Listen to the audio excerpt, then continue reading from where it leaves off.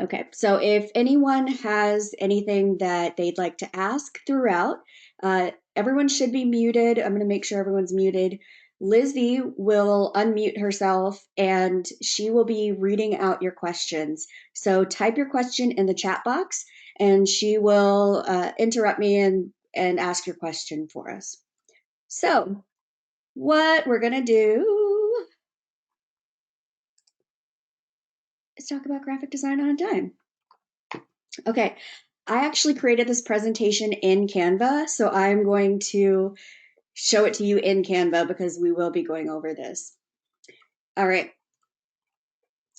what we're going to talk about, thinking cheap. I'm very cheap. I don't like spending money on things. So we're going to discuss why that is and how you can get stuff using free to your advantage a little later.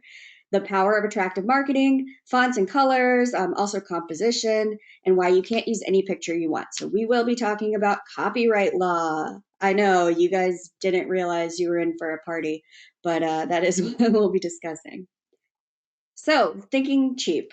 In my experience, I basically operate on a no budget. So if you're doing this for an organization, like a group that you're a part of, maybe a church, if you're doing it for your job even, I try not to spend money if I don't have to. Now they say nothing in life is free. You don't have to pay for stuff, or you have to pay for what you get what you pay for.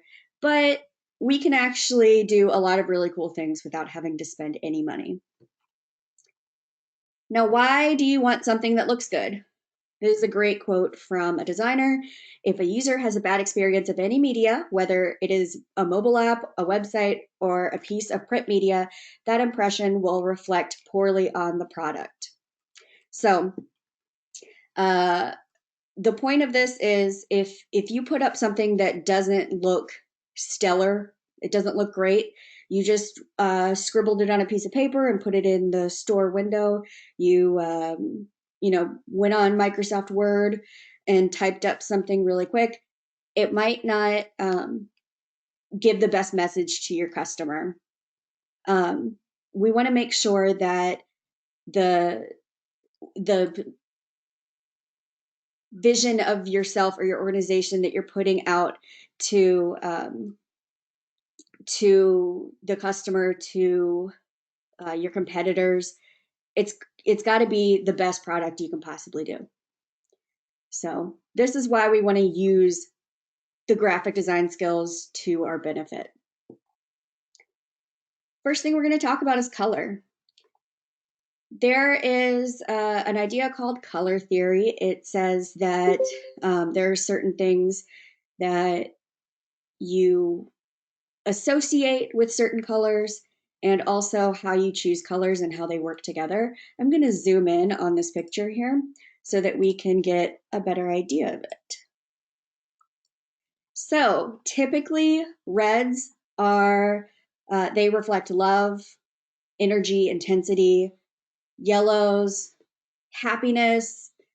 Blue is very calming, serene, and pretty much every color has its own feeling. Now, when you're coming up with other colors to go with them in your design, for instance, here in this red box, red box, that's funny.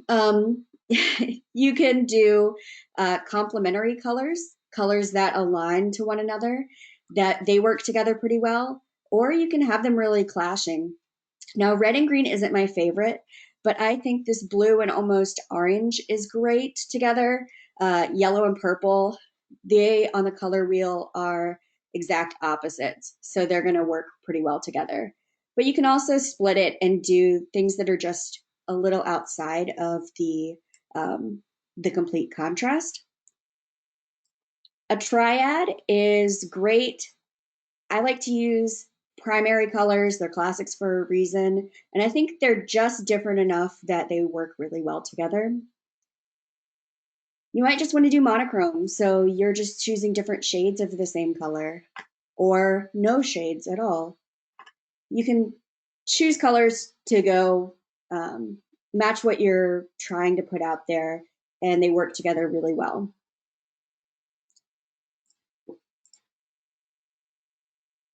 Now,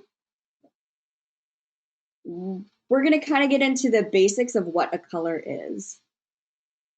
RGB stands for red, green, blue.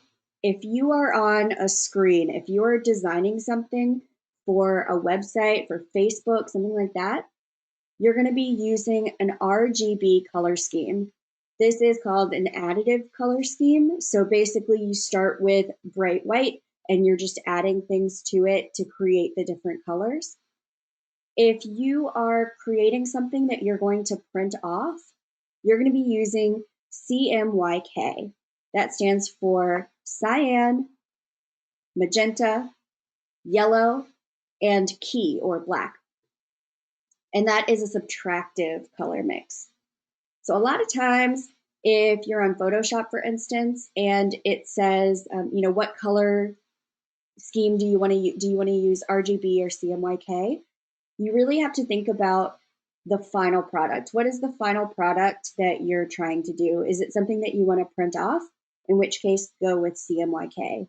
If it's something just digital, RGB. If it's something you're going to use in both places, you can choose which one. But I would go with CMYK, because when you print something off, it is going to be almost the exact color that you want. Everyone's screen is different, so RGB, there may be variations. That's why I would just choose CMYK.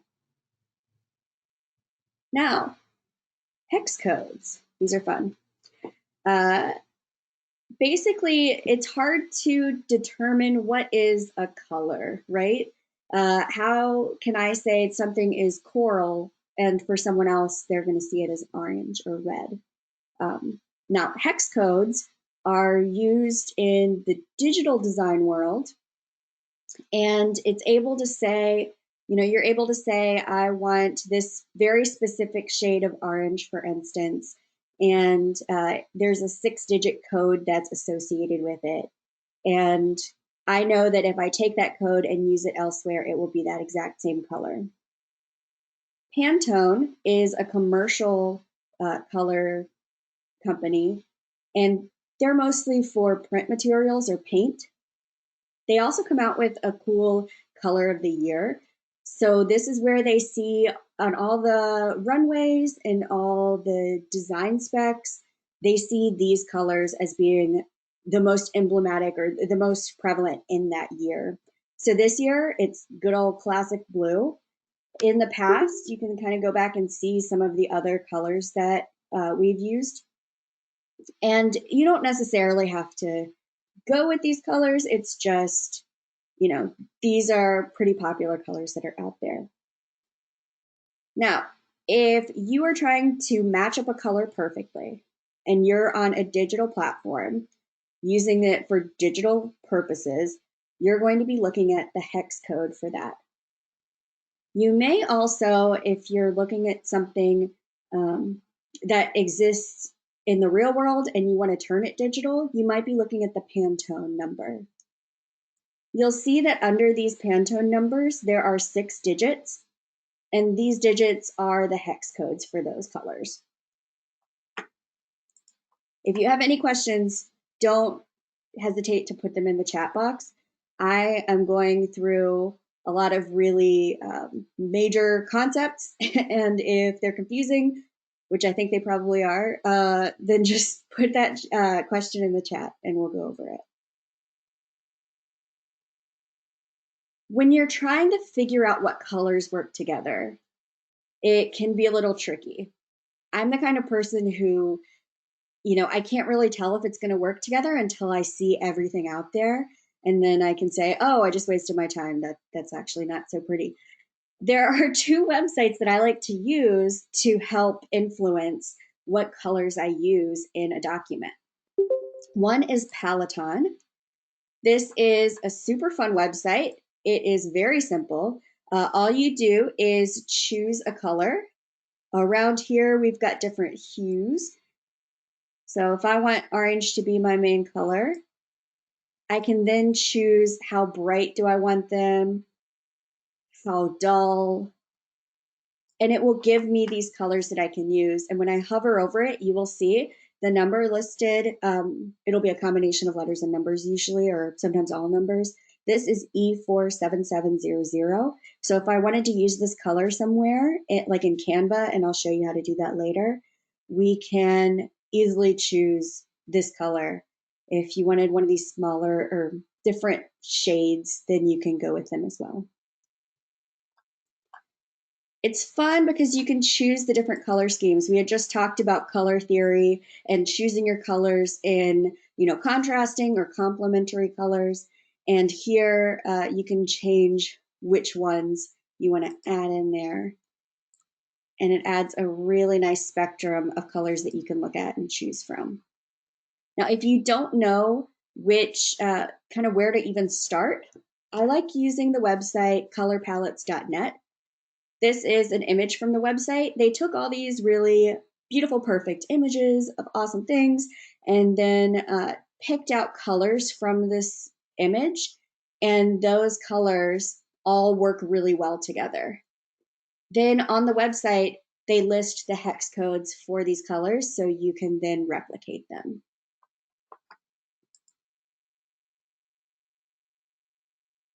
An example of using complementary colors. This is the Campbell County logo. When we were redesigning our logo for the library, we wanted to stick with blues and greens, but we wanted to add something that was a little different. We made them a little brighter. We added a gradient here, so it kind of goes to a white and then goes back down. And we enjoy this kind of color scheme. It works for us. And in Canva, you can choose brand colors and set them so that you can revisit them and add consistency in your designs. When you're using colors, some tips and tricks. Use a shared quality. So you've probably heard of warm or cool skin color or skin tone, or are you in a summer or a winter? It's the same kind of thing. Warm colors are reds, oranges, and yellows. Cold colors are greens, blues, and purples. Now you can have, a cooler yellow, like maybe something that's really lime greenish kind of yellow. You could have a really warm purple, something that brings a lot of red in and is very bright. So they aren't necessarily always going to work together, and colors that are warm and cold can work well together as well. But sticking with the same kind of quality helps add consistency to your colors and make sure that they don't clash. You can also stick to the same color family and achieve that. As you saw up here, I'm going to zoom in on our logo here. We used a lighter green and a darker green.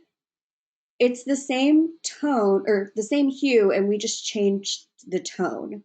So they work well together because it pretty much is the same color. We just added a little more gray or black into this one. We did the same for the blues, the light blue and the dark blue. And in this graphic down here, in color mixing for painters, they choose a pure color and then add gray to make a tone, a different tone of that color. Add white to make a tint and black to make shade. So these all work very well together because they came from the same pure color, and there are just variations on that color. Also in your design, you can give each color a job. A lot of times the really bright colors, the ones that get your attention, you'll want to make sure that you put them in your most important text in there and make it really stand out. But less is more. Just because you can use every color in the rainbow doesn't mean that you necessarily should. You want to make sure that your colors are working well together and that they're appropriate for your message. And I did talk about adjusting the hues to add variation. Are there any questions at all about color? Okay. we're going to move on to fonts.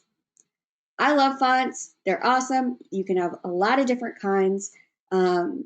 Here is a cool graphic that shows you kind of differences between fonts. Some are a lot more traditional.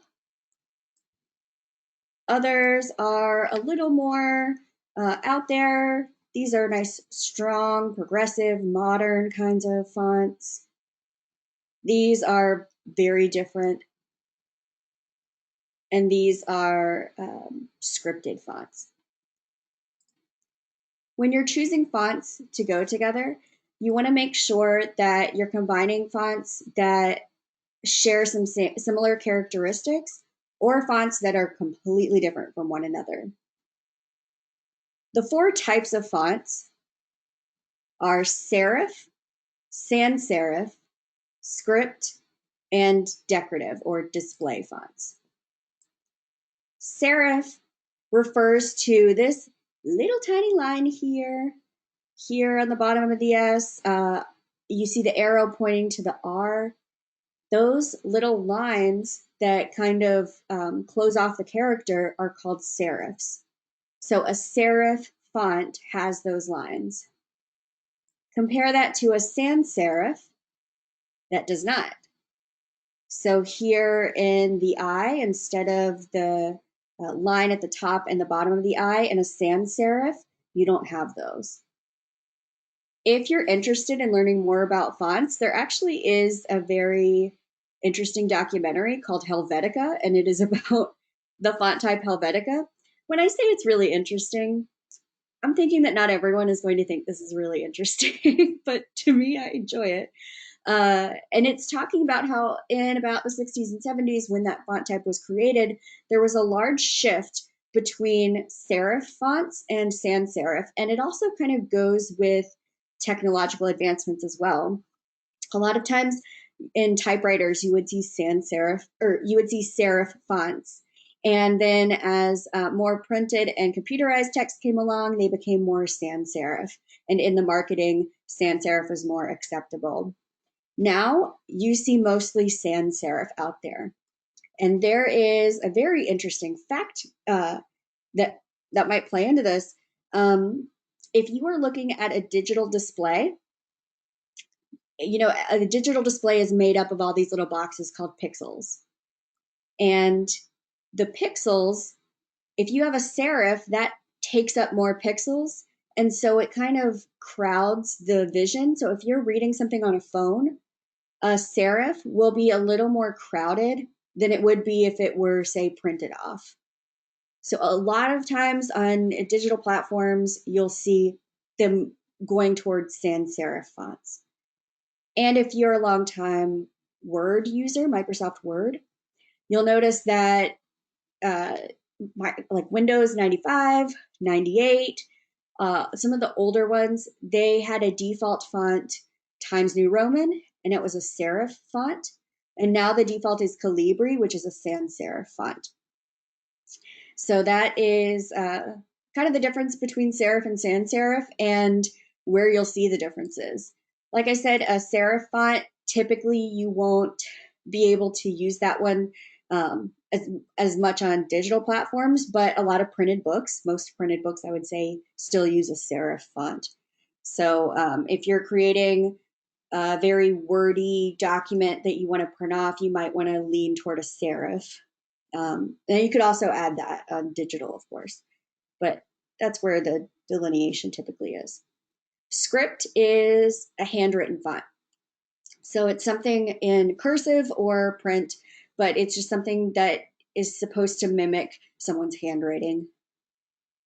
You can actually create your own handwriting font. There are some websites out there where you print off a template and then write, you know, the letters in each box for that, scan it back in, and it will output a font for you in your handwriting, which is really fun and cool.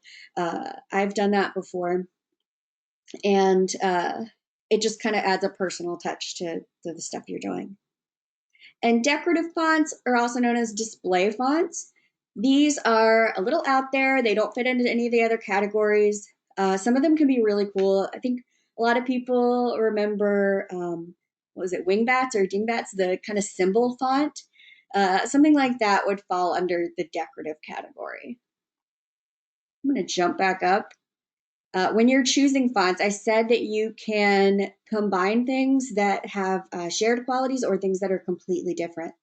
So if I am typing a document and I have a bunch of paragraphs, I want them to be mostly a serif font. At the heading, I could use something a little more sparingly, say a script font or a sans serif that's really bold and strong.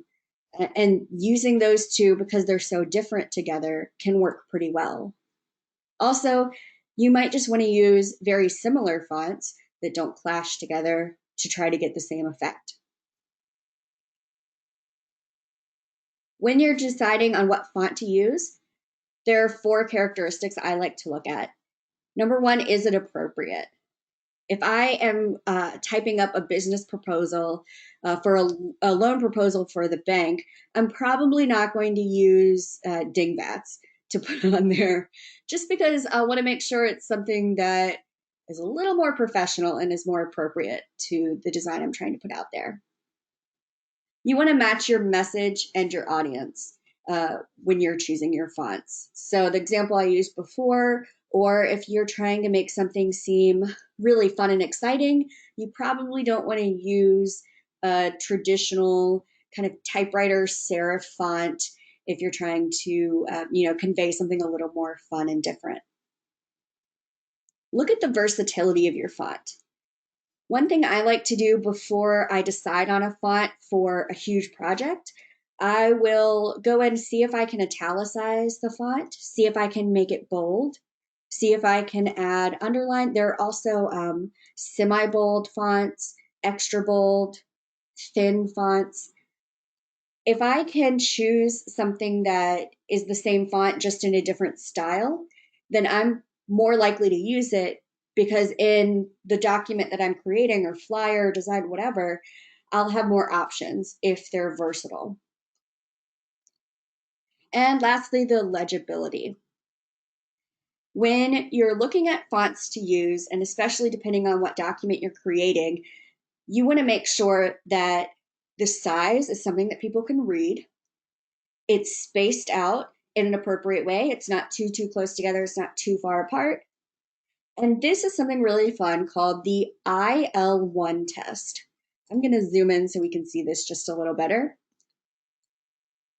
So as you can see, this font that I used above, this sans serif font that I used for the IL1 test, it's very difficult to tell between a capital I and a lowercase l. You'll see that the capital I is just a little thicker. But if I'm reading this from a full paragraph of text, I'm not necessarily going to notice that very, very slight difference. And sometimes the number 1 will also look like that. So if you are going to use a font for your major product or project that you're going to use a lot of different types of things in, you might want to try typing a capital I, a lowercase l, and the number 1 and see if they are different. That just might be a consideration that you'll find you need. You can see in this font I chose above here, you can't really tell the difference. This font that I chose below, this script font, you really can tell the difference between them.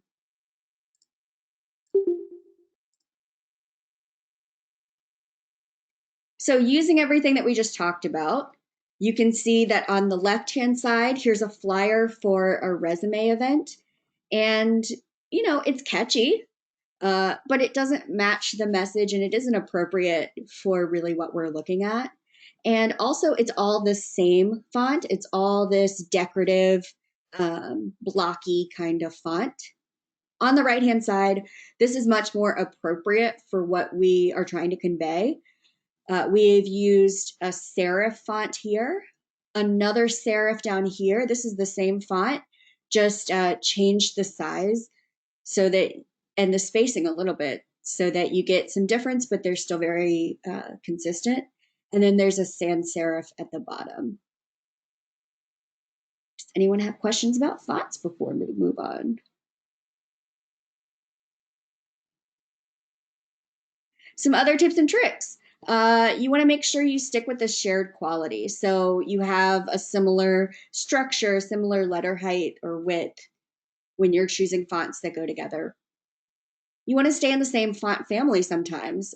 Some fonts will have a serif. For instance, Meriwether is a serif font, but then they have a sans serif version of that where they just took off the serifs, and that's Meriwether Sans. Give each font a job.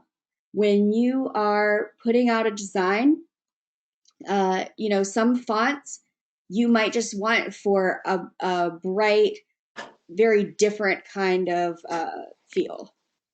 Hey, Emily, if you've got a moment, we have some questions that came in. Awesome. We're wondering, is it safe to download free decorative fonts from the internet? Yes. So there is a website that I use called dafont.com. It's DAFONT.com. And I have a list of all the websites that I talk about at the end of the presentation. I like using that one. I have never had an issue downloading and getting any craziness happening. I will say I had made a note up above, but I hadn't verbalized it. Some fonts, or really all fonts, can be licensed. So if you find a font that you like online and go to download it, then if you're using it for a commercial purpose, the person who creates the font might not be okay with that. So you'll have to readjust. Also, some really cool fonts. I've noticed, maybe it's just because, before I got into libraries, I was a graphic designer for a number of years. And I noticed that a lot of fonts that I came across that were completely free for commercial use and that I used in the business I worked at, I would see a lot of other businesses using them. And sometimes I'll still see a font and say, oh, Blackjack, that was so popular in 2012, 2013. So that's just a fun fact. And again, I say fun like I say interesting. No one else will find this interesting or fun. I think it's interesting and fun. We do have one more question. Yes. When and where do you think that using decorative or the script font would be good or appropriate? Okay. Well, for instance, look at this presentation. I'm going to come up a little bit. All right. So here on this slide, I use, for where it says legal notice, I used a script font. Now, you don't want to use likely a whole paragraph of script font because that's where you're going to see a lack of legibility. It's going to become very illegible. But it is great to use those two types of fonts as an accent piece. And that plays into giving each font a job. I have been using this script font in this presentation to just pull out at certain times. If I come back up here, the name of this designer. I used just the script font. I actually used it here as a design element for the $sign, and then used it for the last word here in the title. So they can be appropriate. You can use them and make them look good. You just don't want to overuse them. And that goes into the next point. Less is more. It's good to choose a font and then add variations to it because you have the same consistency. You're making it different by adjusting the kerning, the weight, or the style, but you aren't throwing every cool font on a document at the same time. I typically will use one or two serif or sans serif fonts for a flyer, and I might throw in a decorative or script font as a title or something a little special. Some very short thing to point out, make sure it's legible. Some fonts, I don't understand why they exist because I cannot understand them at all. And I did mention adjusting kerning. Kerning refers to the space between the letters. So you see in this example where I've got kerning written out, there's more space between each individual letter. You also might see the term leading, Leading. that refers to the space between lines. So in this example, I have a good amount of leading between each line here on the slide. You can also adjust the weight. So that's if something's bold or not, or the style, which is italicized or not. And we talked about that earlier with choosing one font that might have more variation in terms of different styles of it.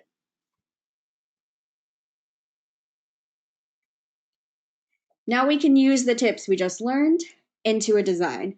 On the left-hand side, we have a different font used for each library listing.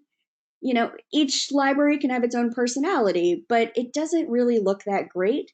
Everything looks disjointed. And even though this is the same size, this is a 0.12 font, I believe, or 14, some of the letters look a lot smaller. For instance, on the last library there, the letters are just so tiny, whereas the one right above it, the letters are much taller, even though it's the same point font.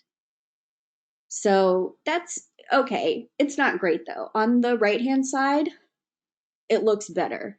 We have just bolded the name of the library to set it apart, but we use the same font throughout. So this shows that we've used a variation. We've adjusted the weight of the font in certain spots, and we used less fonts, and it looks much better. Do we have any more font questions? Oh, thank you, Lizzie, for putting the website there. All right. Composition. When you are, oh yeah, this is another example of using a script font. When you are trying to figure out how to design, a document, you're going to be looking at 5 main points. And there is a video that I've included in the list of resources at the end of this that is really great. And it's actually a series about graphic design, and it's free. You can watch it on YouTube. But there are 5 main things that you want to consider. Proximity refers to how close things are to one another. You don't necessarily want things right on top of each other unless that's a very specific design choice. Typically, you want to give things their own space, and especially things that go together. So the bullet points on the left are in close proximity in relation to the other things on this page because they are all related. White space refers to the negative space in your document. It doesn't necessarily have to be white, but in this document, in this slide at the top, and then around consistency and all along the bottom, there is white space. You don't necessarily have to fill every square inch of your design with something. Sometimes you can just let things breathe, and that can be very beneficial. Alignment refers to mostly with text or with where things are on the page. On the left-hand side, for example, in this bullet list, everything is aligned to the left. A lot of times if you use a word processor and start typing something in, it will automatically align a certain way. I'm just going to show you one way in Canva I can change the alignment. Right now, it is all left aligned. I click this button and it becomes centered. This one is a right alignment, and this is justified, which you won't tell a difference with just 1 or 2 words. But you can tell if I were using a right-hand justification or right alignment on this, it doesn't work with the design. It's too far away from the dot of the bullet and too much in close proximity to the bracket, so it makes it illegible. Contrast. You don't want everything to be bold, bold, bold, or everything to be too soft, soft. You want to make sure that you have variation. And this can also follow with hierarchy. Some things are most important in a design. You want to make sure they stand out. So you might make them bigger. You might choose a different color or font to really make them bold. And this slide is an example of that. The most important thing where you use all 5 of these characteristics or these considerations, the most important thing is that you make it consistent. Consistency is key in design. And that also goes in with repetition. If you can repeat the same kinds of themes, for instance, on this presentation in the top right-hand corner, I have what section we're on and a line. Adding that repetition lets the eye know exactly what to expect. So each slide isn't, hang on, wait a minute, where are we? Where's the navigation? I don't understand this. The whole design of this presentation is very consistent with the fonts used, the colors used, and that helps allow for, that repetition helps allow for consistency. Some tips and tricks about using composition. You want to think about the purpose of your design. What are you using this for? Usually when I'm creating a design, I have to have all the information about what this is going to be used for, what I want to include on it, any pictures, any text, before I even open up a document to start working on it. I want to make sure I have all that information so that I can choose a template or I can choose a font that will fit with the purpose. Same thing for composition. If I want to make something that is aimed for a more professional audience, say I'm writing up a business proposal, I'm likely not going to use a very modern, like experimental composition where I have, things all the way over here, maybe, and have a whole bunch of space at the bottom. I'm likely not going to want to do that if that's not the purpose of what I'm trying to convey with the design. Something you see a lot in photography is the rule of thirds. In photography, or graphic design, if you are looking at an image, you can break it into a grid and go by the rule of thirds. So imagine a line right down on the other side, on each side of tips and tricks, and then right above and below the bullet points, arrange it in a nice little 9-box grid. And then you'll want to make sure that your design, the most important part of your design, hits on one of those thirds. You also want to direct the eye. In magazine covers, you'll see something called the Z principle.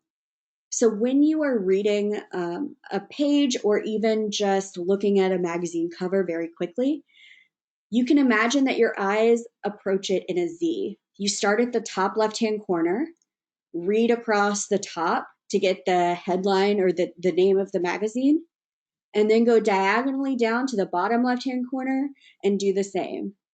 This, in English, is how we read, in case you didn't know. And it's kind of a Z. And so when you're looking at a design, typically that's how your eyes will naturally flow. So you can use your design to help direct the eye into that way and make sure that you put the most important things at the top, maybe along the diagonal that goes into the Z. And lastly, less is more. We talk about this a lot. Just because you can do a lot of really cool, fun things doesn't necessarily mean that you should. So I have some examples here, and I'm going to zoom in on these so we can really evaluate them. Now, I've looked at the fonts, the colors, and the composition. And this guy, it's all right. It does the job, but it really doesn't look great together as a design. You can see that we chose a color for the kiddos title at the top that doesn't go with the kind of mustard color behind it. And the age 5+ is a little too far away. It's not in good proximity to the title. Along the sides, we have descriptions for these events, but they're all together. They use a center alignment. They're all put together, that there's no delineation between the title of the event. So it can be very difficult to, differentiate between them. Each event uses a different font. And we discussed how sometimes that can be a little illegible. For instance, the story times on the right-hand side of the screen, they are very close together. They're using a script font, which isn't great when you have a lot of repeating text. And altogether, even though these fonts kind of serve different purposes, they don't look great together, especially in this kind of format. The Legos. We see one is too close to the text and the image underneath it. So the composition isn't great on that. And then also the other one, the green one is up at the top and it's very close to some text that doesn't really go with that. And then there's this yellowy orange Lego block that is just on its own and has tons of white space around it. Altogether, the composition of that doesn't really work well. For alignment, you can see that we started on the left-hand side with these boxes with RB and TB, and then SR and PH are moved over a little bit and they aren't aligned, they aren't centered or aligned together. So the SR is just a little to the left, and that really annoys me as someone who looks at these details a lot. And finally, this great text at the bottom, it is all the same, so nothing really stands out in this block of text, and it is center aligned, but the bottom URL was cut off. So it really doesn't look good. And even above that where it says us, just on one line, it doesn't look good to have it composed like that. So a better version of this, which is what we included in our free event flyer, I'm going to pull it out just a little bit so we can see them both at the same time. So we see that the title Kiddos has a brighter pull color and a font that works with the rest of the document. The events, the titles are nice, big, bold, and then the descriptions are underneath. Each event listing uses the exact same font and same size of font, but the titles are bolded, so they stand apart. The Legos are arranged in a more pleasing manner. And some of these sections, we've included a line around them to help delineate the difference. On the left-hand side, everything's just all kind of jammed together. It doesn't make a whole lot of sense. Whereas on the right, everything's very structured and aligned. Hey, Emily, we are wondering what kind of program did you use to make this specific flyer? Did you use Canva? Yes, I did, and we will get to Canva.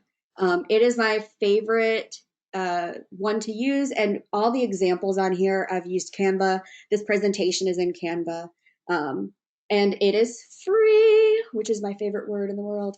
So we will go over how you can create something on Canva. Yep, no Photoshop needed. Nothing super fancy or special. And then at the bottom, I used the same font from the top for the kiddos portion. I replicated that font down here as a very bold, bold text that we really want people to remember, and then made sure to put everything on one line. I even made the URL font bold and a little bit bigger than the other. So all in all, I have used a few different colors on here. I've got this red, which was replicated here. This yellow was replicated in the logo. The green is, or the Lego, I mean, the green is something that works well with the red and the yellow because it is all fall colors. And then a kind of tannish and an orange at the bottom, and then a nice bold kind of maroon for the Remember font. And I've used 3 fonts, and then there are just variations in them. So all of the events, the titles are bold. I've used that same font and just used a skinnier version, a thinner version for the text at the bottom, bolded that. So, and made sure that everything was aligned properly so that it's pleasing to the eye. It doesn't look jumbled. You aren't looking around trying to figure out what exactly you're looking at.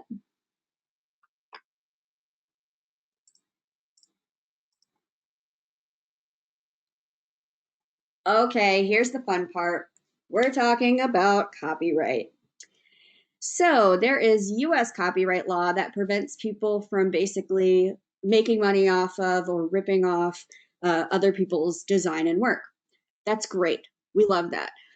There is a part of US copyright law that says that you can do certain things.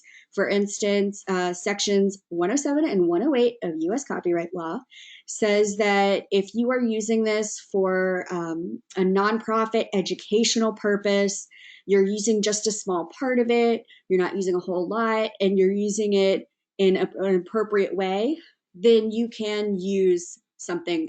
For instance, you can use make a copy of a book for a classroom or something like that.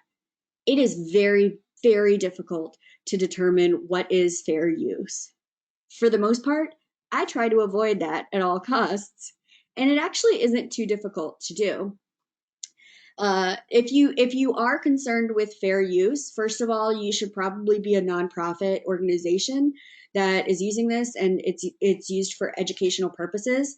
There's this checklist. Again, I've included all of this in the resources as well, but you can kind of see, all right, is it fair use? Is it maybe not fair use? And determine.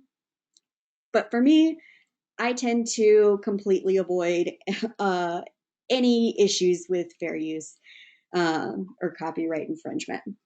Here are some alternatives I like to use. So on the left-hand side, we have the logo for Wikimedia Commons. So we all know about Wikipedia. This is Wikimedia.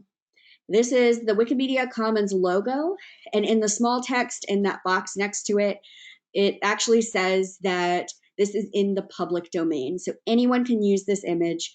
It's in the public domain. On the right-hand side, we see something about Creative Commons. Now, Creative Commons refers to it's an organization that allows people to copyright their information and set certain requirements for how people can use it. For instance, SA stands for share alike. So it says, yeah, you can use this little graphic I made in the image that you want to make, but then you have to make that image share alike as well, so people can just build on it. Or someone can say, I don't want you copying this. This is my work. There's nothing that's going to be in the Creative Commons. Some people say, yeah, you can use it, but you have to give me attribution rights. And whenever you find a photo online that you can download, look around for any sort of copyright information or if it is part of the Creative Commons. And I can show you later how you can determine that. And lastly, Pexels. It's like pixels, but with an E instead of an I. This is a great stock photo website. They actually hire people to take photos and upload them to this website. So they pay the person to upload them, and then anyone can download these photos. They are high quality, artistic, really cool photos that you can use. And for the most part, they are all free for you to use. There's also something called the Creative Commons search. So this allows you to search for all of the websites included with the Creative Commons. So Wikimedia, for instance, or Pexels. It will search all of those websites for things that you can use. We're going to jump to the Creative Commons search right now. This is one way you can search for it. I am stubborn and don't like change as much, so I'm going to jump down at the bottom to the old CC search, but just know that the newer one does exist.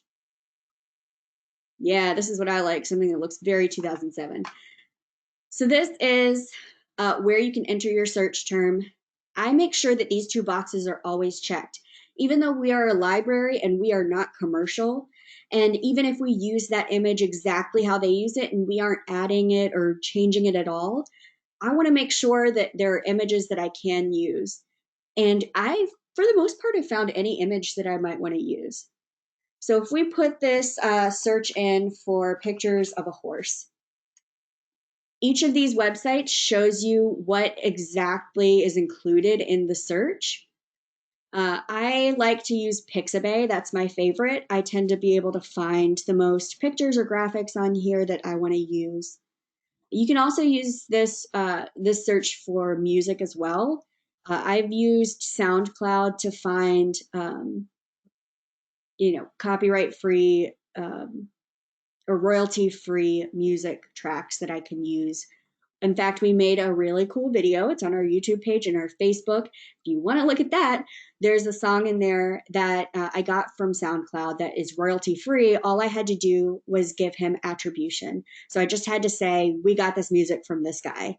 And I was able to use that music track however I wanted. Back to the search for horse. I'm going to click on Pixabay. It automatically searches this website for things that I can use for commercial purposes and things that I can modify, adapt, or build upon. If I decide I don't really want any of these pictures, I want like a little illustration, I can jump down here on images to illustrations, and now there are little tiny cartoons that I can use. Okay, that isn't a horse, it's a unicorn, but I appreciate the effort. And if I wanted to, use this one, we'll go with this one. This little grid in the background means that it's transparent. There's nothing actually there. You can imagine it with, say it was laminated. So this would be the paper underneath, and all of this is the clear plastic around the lamination. And you'll see this grid of white and gray boxes, that checkerboard. That is a universal symbol for transparency. On the right-hand side, under Pixabay license, it says that it's free for commercial use and no attribution is required. This is one of the reasons I prefer to use Pixabay. Most of their images fall into these qualities. So I don't have to necessarily go in and say, I got this picture from so-and-so. All I have to do is click free download. It asks me to choose what size image I want. So if I just want it for a much smaller purpose, I'm only using it a little bit, or if I really want it to be the highest quality, I can choose and download. It makes you do a CAPTCHA to make sure you're not a robot, which I am not a robot, and automatically that's downloaded for us. And now this image is that nice transparent image, and we can use it for commercial purposes and modify it. So if I wanted to turn it pink, I could. So Creative Commons is a great search to use. I'm just going to go back to it and show you the difference between that search and some of the other websites you can choose. For the most part, Flickr is you're going to find people who have copyrighted their images, and they want to make sure that you at least attribute them. At the beginning of this presentation, I used an image in the background that I found on Flickr, and I added a photo credit to it so that I added that attribution. So Flickr, you will see a lot of personal photographers or amateur photographers go in and upload their pictures. Make sure you check out the copyright where this is concerned. So if I liked this picture and wanted to use it, down here at the bottom, this is the copyright indicator where it says some rights reserved. I can click on it and it pulls up Creative Commons and says that I can share it or adapt it, but I have to give attribution. So I have to give the credit and indicate if changes were made. And I can't then legally restrict anything that I've used that image for. You'll see this a lot with Flickr images. And you can also do just a good old Google image search, and then it puts these two restrictions on it, the commercial and the adapting. We are going to jump back here, but just know that there are alternatives to, you don't have to pay for images necessarily if you find them through a free method, and Creative Commons is the best way and most legal way to do that, in my opinion. I mentioned almost all of these websites earlier. One that I didn't mention is Pixlr. And this is basically like free Photoshop. I worked with Photoshop for a number of years. This is almost exactly the same, including the keyboard shortcuts. And we are going to do a little sample of something and pull that up in just a moment. Here are other resources that I mentioned or included. I mentioned a video earlier about layout and composition. Here, the link is for that. And I will give this to you at the end of the presentation, so you don't have to worry about writing any of this down. You will receive this in your email. So what we're going to do is look at how we can use all of these techniques and all of these free cheapo resources to create a really cool design. If you haven't already, I highly suggest that you sign up for an account with Canva. I love Canva. I have been using them for a number of years now, and they come out with updates. I enjoy the updates. Now they have they have some things on here on the website that you can buy, but you can get through on this website without spending any money. There are pro accounts. For example, Canva for Work is one. And there's also just a premium account where you get access to a lot more features and images. You can still get exactly what you need on the free version. And when I said free, you don't have to enter a credit card to sign up for an account here. You just use your email. To get started, on the left-hand side, you'll see the button that says Create a Design. This is mirrored down here, so if I wanted to create a design, I could choose one of the ones here. I can enter my own dimensions under Custom Dimensions.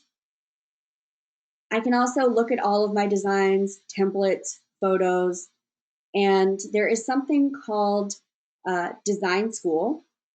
This is a great resource that Canva puts out for you. Basically, they have created little tutorials and practices in Canva that will teach you some of these basic graphic design principles and will teach you how to create different designs. I highly recommend, if you have an account, you don't know where to start, jump on Design School and then choose one of the learning how to use Canva tutorials. And because it is it walks you through, it's kind of like a hands-on tutorial, which I always appreciate. But say we want to create a design. I'm going to look at this Instagram post. By hovering over it, we see the dimensions appear underneath. When you're creating a design, I said earlier, I like to know everything I'm going to be using this design for, everything I want included before I even get started. This is one of the reasons why. If I want to create a design for a big printed poster, I want to make sure that I am choosing the biggest file size or quality available. Now, in design, in terms of dimensions, you'll see inches and pixels. So on the left here, this poster is 18 by 24 inches.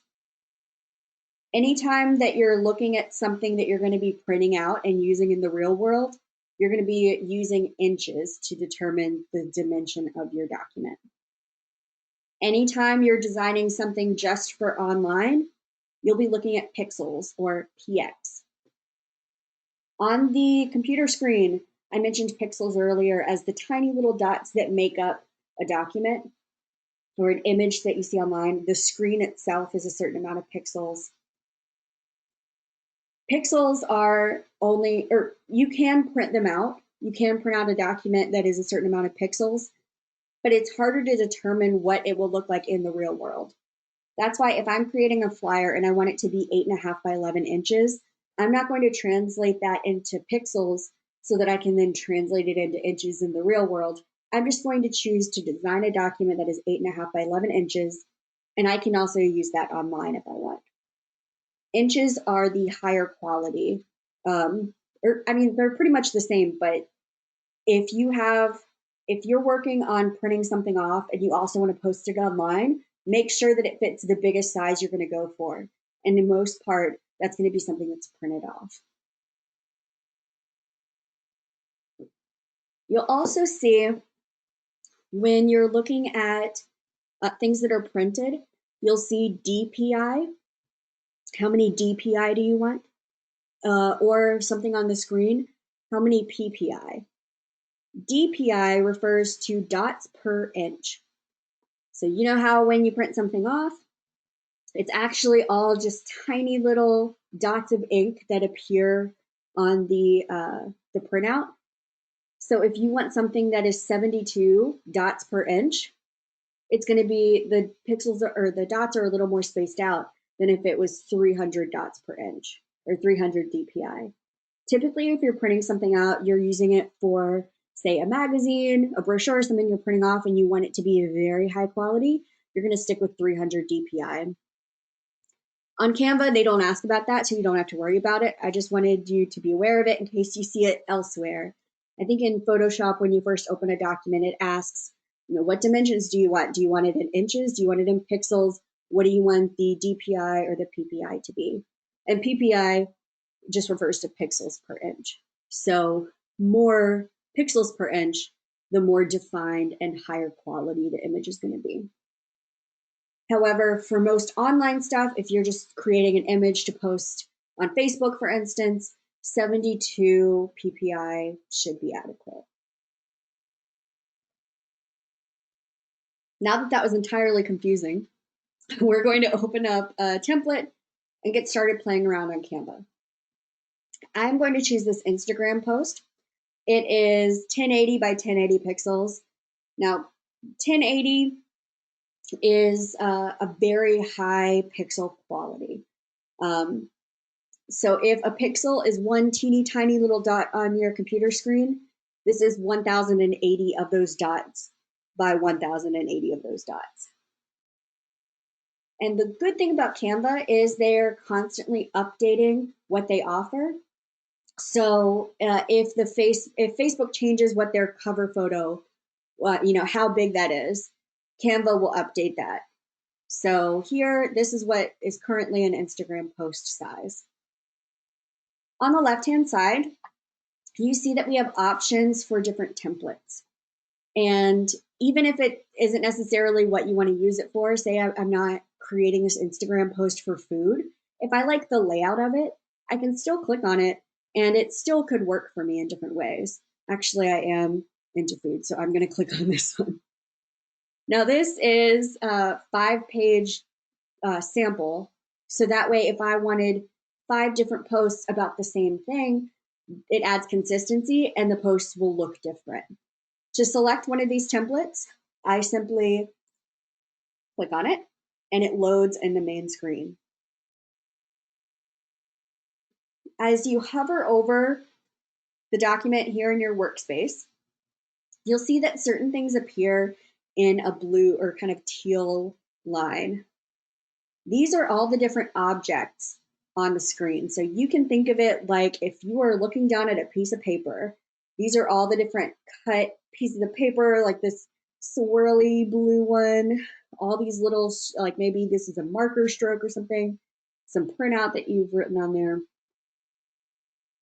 I can go in and change any of these. If I click on it and up here, it shows me a color, I can click on the color and then change it. I had told you before that you can set up your brand colors in Canva. Here are the brand colors that I have set up for our library system.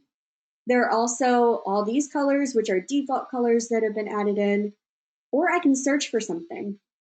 I could just type in blue, or as you see here, that is, if anyone remembers class, a hex code. And we can actually just enter a hex code that we found on, say, Peloton, which I luckily still have up. This one is 8ED500. I can go in and put in 8ED500. Oh, that's 5,000. And there is that exact lime green color that I like. Once you enter a color, you'll also see underneath, they have created all these cool palettes that you can choose from that have just different names. So if you really don't have a specific color, if you're not on Peloton and don't have one, you could put in purple. And here are all these different color palettes with colors that go together really well that use purple.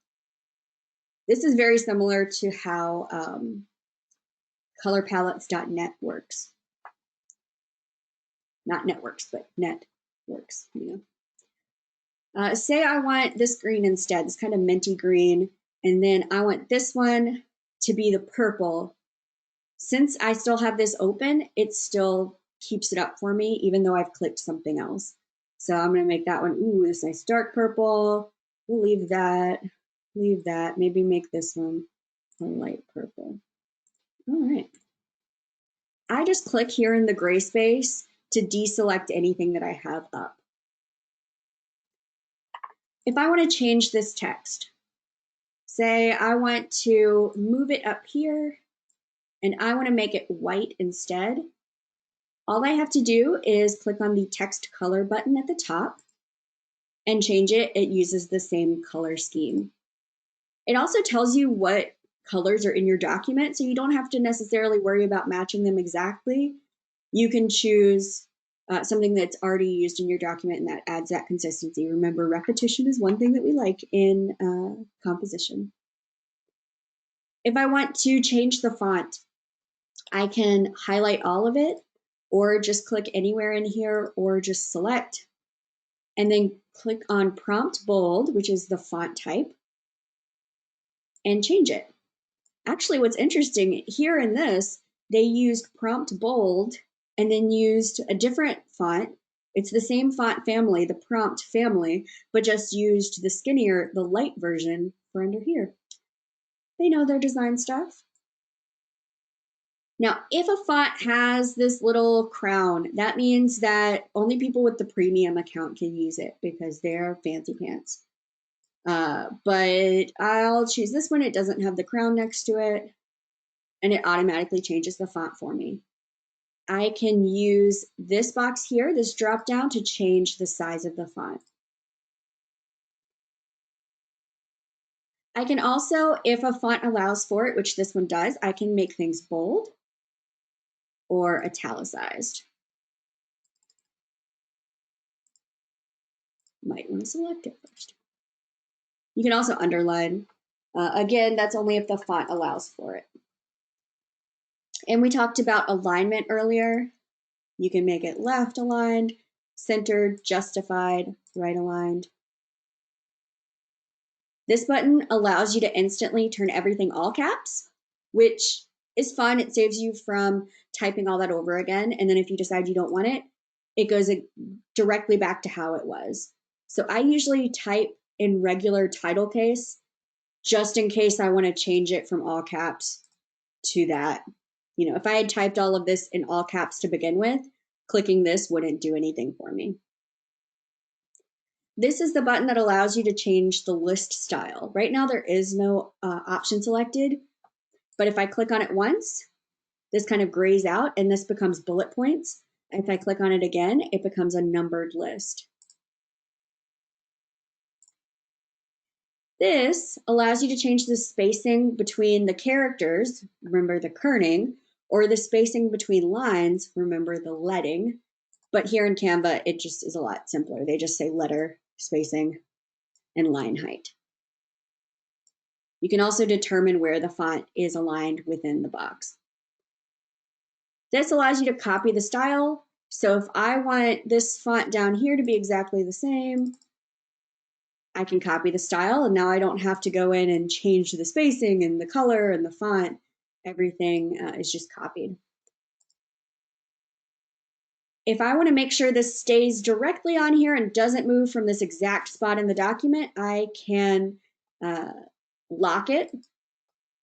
And now I'm not going to be able to move it, which is good because I'm clumsy, so I likely would.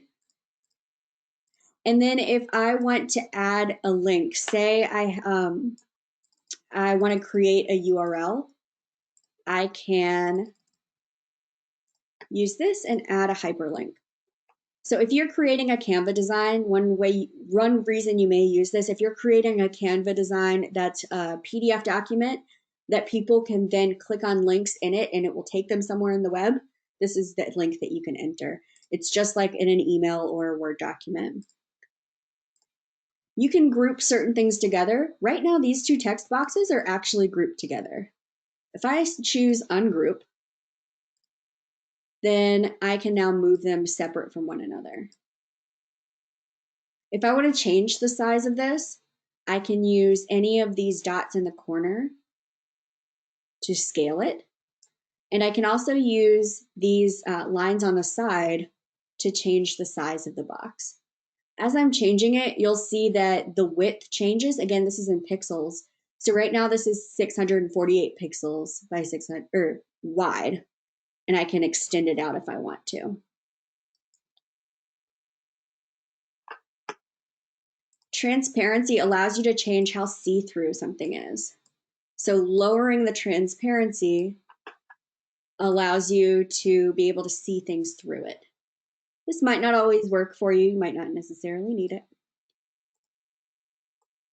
And then if you want to duplicate something exactly, I want another text box that looks just like this. I'm going to click this little plus sign duplicate button. Actually, I decide I don't like that. I can hit the trash can and it goes away. If I decide, uh-oh, I need that back, there's an undo button in the top left-hand corner. It's right next to resize, which has a crown next to it, which means it's a super fancy feature you have to have a special account to do. But this right here, this arrow, this back arrow is the undo button.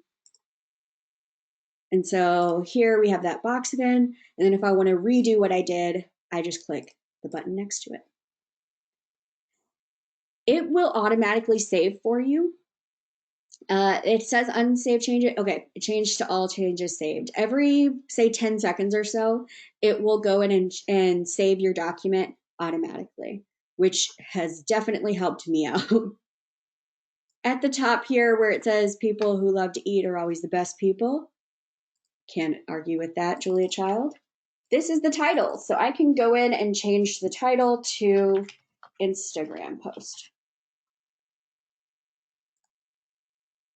Share allows you, something special Canva has is you can create a team of people and be able to share and edit documents with one another seamlessly. You can also have comments on there. We use a team with the library. So, I have my own account and I can go in and create posts that just I see. Or if I want others to see it, I can share it with someone else. And then the download button, this is how you save a document in Canva. It will ask you what file type you want to save as. These are the pretty much basic ones. Now, when you are saving image files, you're likely going to be looking at PNG and JPG. PNG stands for Portable Network Graphic, and this is the file type I use the most because it has the highest quality to it and it allows for transparency. A JPG will not allow for transparency. So remember that unicorn we saw earlier? Let me pull him back up.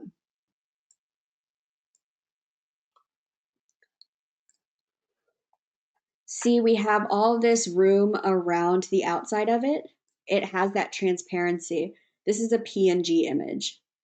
A JPEG, it would be a white box all the way around it or whatever solid color that would be. I am going to get rid of everything in here. If you click anywhere outside and then drag down, you'll see that you can select multiple things. And I am just going to hit the trash can to delete them all. Now the background color did stay. It's this pale pink. I can click on that and delete that as well. So now we have a blank document and we have the Instagram post. I'm going to bring up our options on the left-hand side again. And I'm going to choose photos. Here are all sorts of awesome quality stock photos you can use. Now you may or may not be able to find these for free. If you hover over a picture, you'll see if it's free or not, because free will appear in the bottom right-hand corner if it is. For other things, you may have to pay for them, or you may have to have a special account. So as we scroll down, we see that hovering over this is only available to pro users. You might also see a $sign that appears in the bottom right-hand corner, and that means that you'd have to pay $1 to use that image or that element. If I want to use an image, I just have to click on it, and it automatically pops into the workspace here. I can use the same things that I used before, these dots to resize it. It tells me how big it's going to be or how small it's going to be automatically. I can also use these guys to crop in, or I can use the crop button. And here, this grid, this is the rule of thirds that we were talking about earlier. I can click adjust and change the brightness, the contrast, the saturation, the tint, so what kind of color scheme it's going with. Is it blurry or not? Or super, super sharp? X process is, it's basically a couple different things that we saw above. And vignette is that border around things you saw in, maybe old movies, very old movies. Again, if I decide I don't like this, just hit the back button.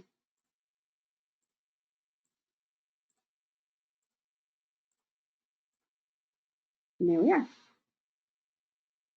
If I click on the image, I can also choose a filter. These are like your Instagram filters. So it automatically changes different aspects. And you can change the intensity. So if you want it to double down or if you want it to just be a little bit of this filter.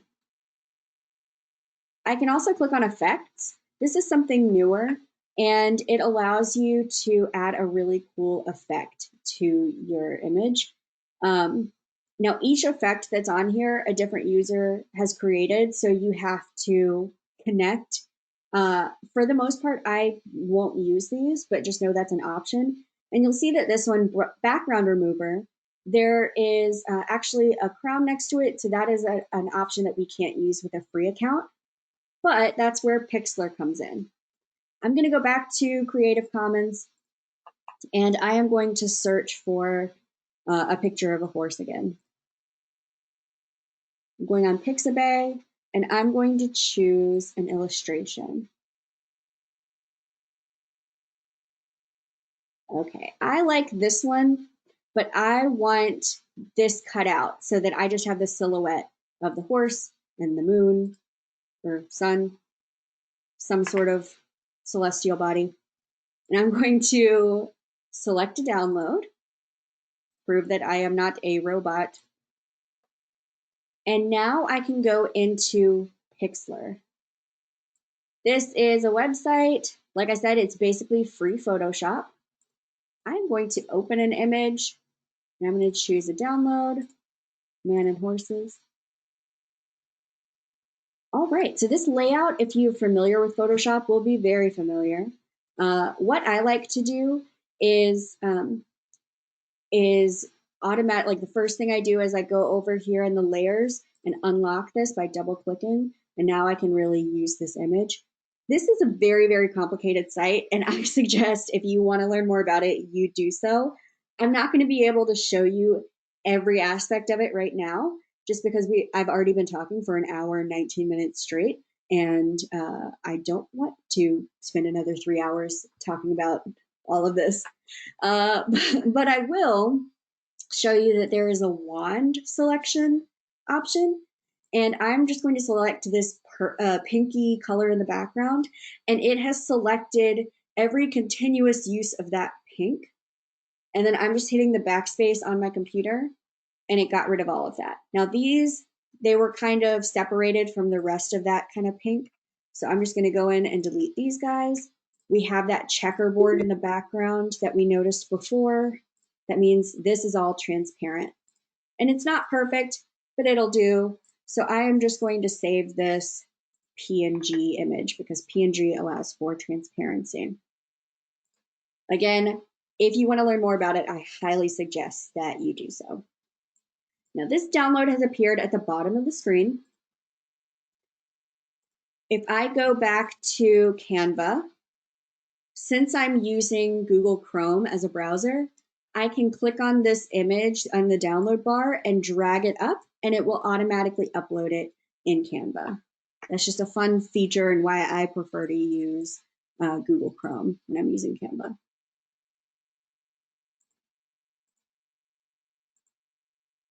I'm going to click on this guy, and here we have a beautiful transparent image.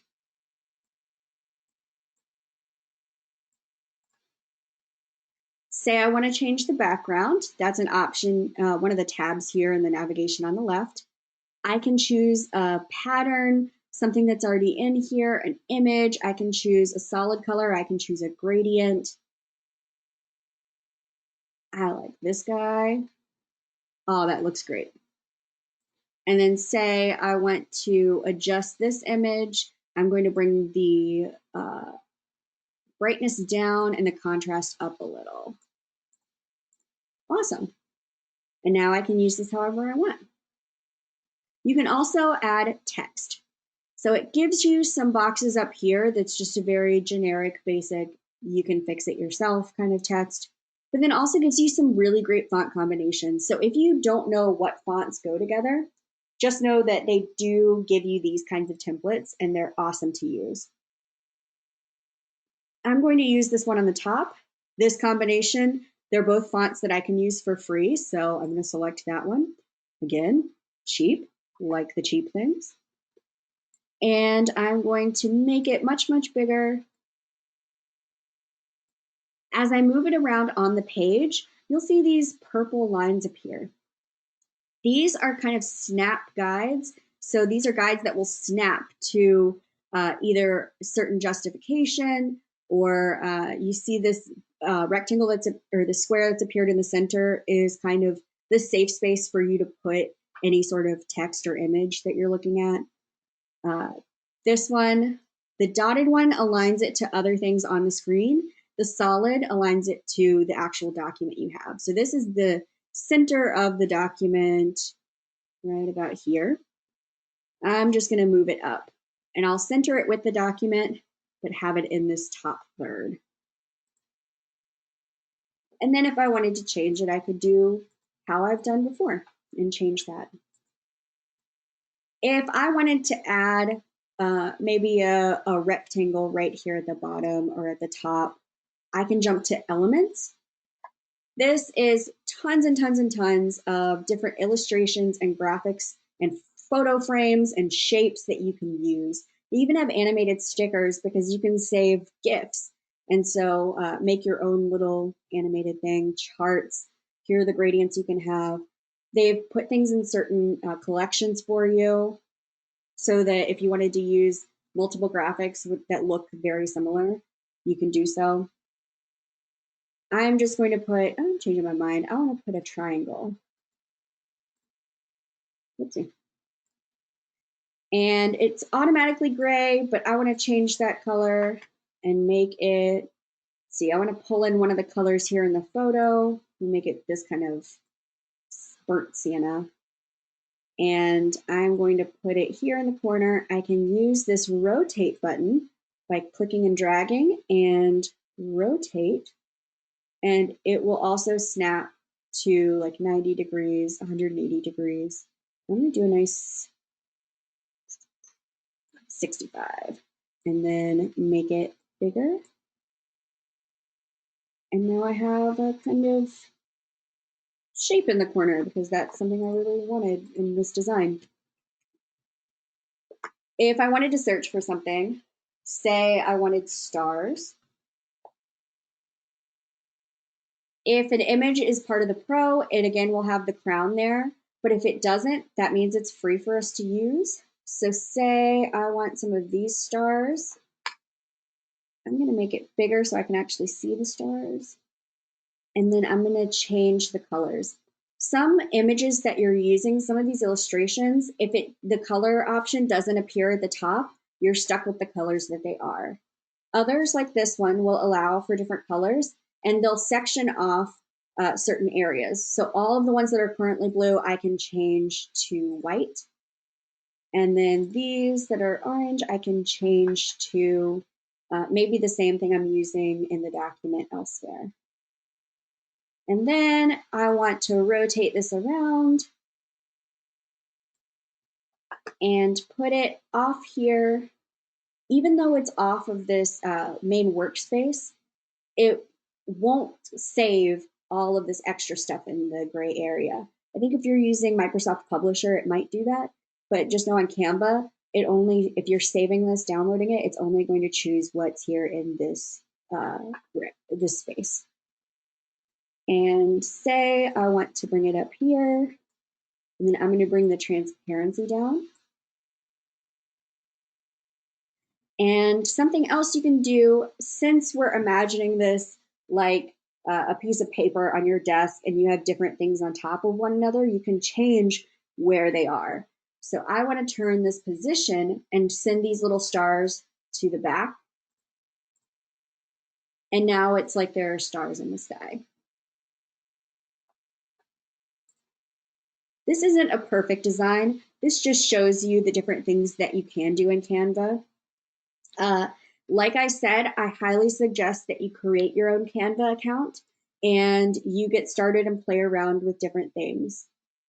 Do we have any questions before we wrap this up?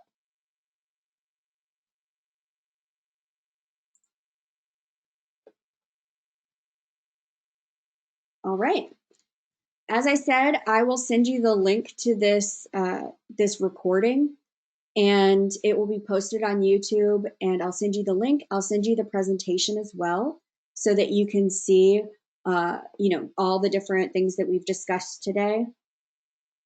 And if you have any questions, please, please, please email me. Let me know. I would say call, but I'm not going to be in the library since I'm working from home right now. So please email me and I'll try to get back to you as soon as I can. And thank you all for coming. I hope you enjoyed.